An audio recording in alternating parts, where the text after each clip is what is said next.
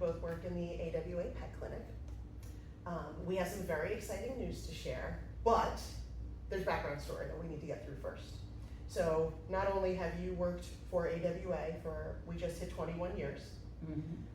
I've been in the animal welfare industry for about that same period of time, maybe a little bit less, just not out here in Camden County in this area. So I learned things in a different county in New Jersey, but when I met you and we were able to talk about the feral things, we have been able to speak in great lengths about how things have changed in New Jersey for the community cats and the feral cats. So there's another organization that you volunteer with that is very near and dear to your heart. So explain to us who Save the Animal Foundation is and what you wonderful people do there. Okay, Save the Animals was founded in 1996 by a group of women who didn't like the animal control or animal welfare situation at the time. We were all from Gloucester County and we weren't happy at the way things were going. So we decided we were going to do something about it. And basically we're a fundraiser group and then use the money as needed. We were affiliated with the Gloucester County Animal Shelter in small ways, where we would get a dog vaccinated so that it could go up to PetSmart for adoption. We branched out now and we subsidize spay and neuter surgery. We help people with medication if they need medication for their animals. We do a lot. We don't do adoptions, but we do raise money and help people as much as we can. And the same board is still same board, which I'm pretty proud of, that we don't always agree on everything, but we do agree on the animals and we take care of things. Okay. So these organizations have been working together for a while. This says, the paper on my cheat sheet says 25 years. So how is staff working with AWA? How are we working together as a team? Well, we've been working together since before I started here. When I was a volunteer, we would send people here to the clinic to have their animals fixed, and then we would subsidize the surgery. And I remember coming over one day a week with my checkbook and paying the bill. Okay. And that's how we worked together, and we've since gone on with the feral cats. That was mostly pet cats at that time. Okay. Because when I met you, I referred to you as the feral cat queen. Yes. Because the community cats and feral cats, that is near and dear to your heart. I mean, you do Yes. a lot for Yes. them. That you do a lot for them.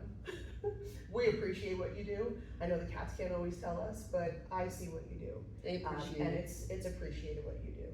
So we have a feral fix-it program here. So I send all of the feral people who need help with their populations over to you. So we work with local trappers who help trap the cats and then get them fixed and try to figure out if these are potentially adoptable cats or put them back to live where they are comfortable living, just making sure they're not keeping that population going for many, many years. Yes. And making those numbers bigger each year, which is a huge change from when I came into the industry. So seeing how much things have changed over the past 20 years is amazing.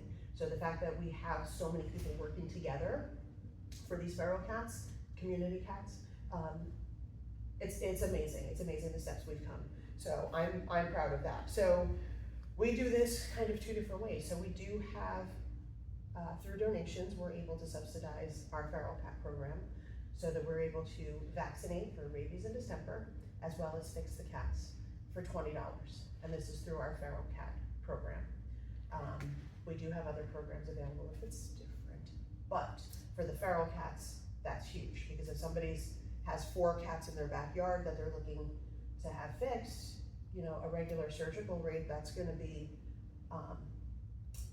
difficult, or somebody's gonna say that money needs to go towards my indoor pets. These aren't my cats, I don't have that. So these are things we've run into over the years. Mm-hmm. So being able to just say, if it's $20 per cat to help offset the costs, that's huge. But our wonderful friends who are trapping larger numbers, we have set up specific surgery dates. So we have, this year is the first year that we've been able to get funding to cover 6 what we call MASH clinics. So we have 6 surgical dates throughout the year that those dates are dedicated just to feral cats.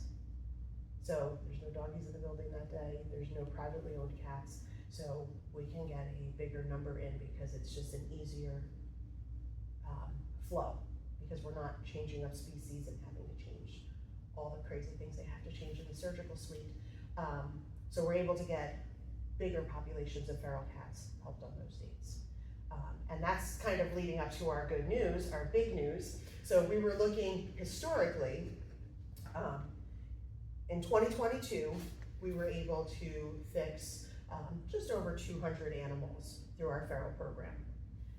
In 2023, we more than doubled that number because we hit 450.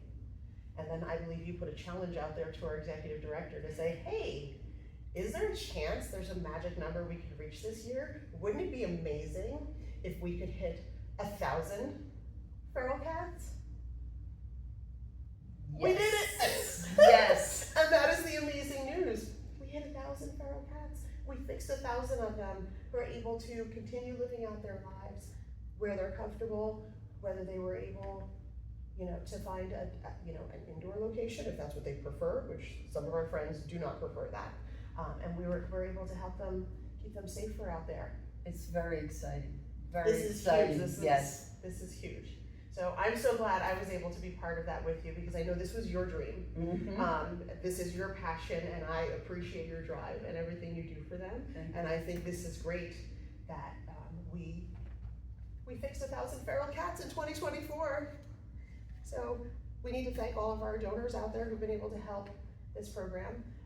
Staff, Save the Animals Foundation that you work for has been instrumental in us getting those extra dates covered this Yes. year, so thank you. That was amazing.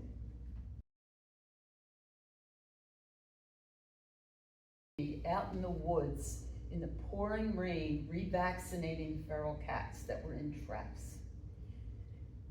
And it was dark and it was raining. They're out in the woods at night, no matter the weather. It's like if there's a spay day tomorrow, they're finding and trapping these cats. It could be in the middle of a hurricane, they don't care.